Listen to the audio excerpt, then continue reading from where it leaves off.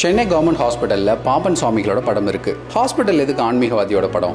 1923 பாம்பன் சுவாமிகள் நடந்து வரும்போது அவர் காலில் ஒரு வண்டி ஏறி அவரோட கால் எலும்பு முறிஞ்சிடுச்சு. உடனே அவரை சென்னை ராஜீவ்காந்தி ஹாஸ்பிட்டலுக்கு கொண்டு போனாங்க. அப்போ பாம்பன் சுவாமிக்கு 73 வயசு.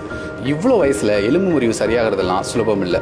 அங்கே இருக்கிற பிரிட்டிஷ் டாக்டர்ஸ் இவரோட நிலையை பார்த்துட்டு சர்ஜரி பண்ணாதான் குணமாகும்னு சொல்லிட்டாங்க. பாம்பன் சுவாமிகள் முருக பக்தர். முருகன் மேலே உள்ள பக்தியில் சண்முக கவசம் இயற்றியவர். அந்த சண்முக கவசத்தை தொடர்ந்து பாடிட்டே இருந்தார். சரியா 10வது நாள் அவர் தங்கியிருந்த வார்டுக்கு 2 மைல் வந்தது.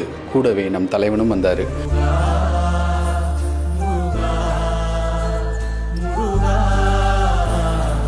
அடுத்த நாள் அவர் பார்த்த டாக்டர்ஸ்க்கு நம்பவே முடியல. கால் முழுமையாக குணமடைஞ்சிருந்தது. எக்ஸ்ரே கூட எடுத்து பார்த்தாங்க, எந்த காயமும் இல்லை. இந்த அதிசயத்தை குறிக்கிற விதமாக இன்னைக்கும் ராஜீவ்காந்தி ஹாஸ்பிட்டலில் பாம்பன் சுவாமிகள் தங்கியிருந்த வார்டில் அவரோட திருவுருவப் படமும் வரலாறும் எழுதி வச்சிருக்காங்க.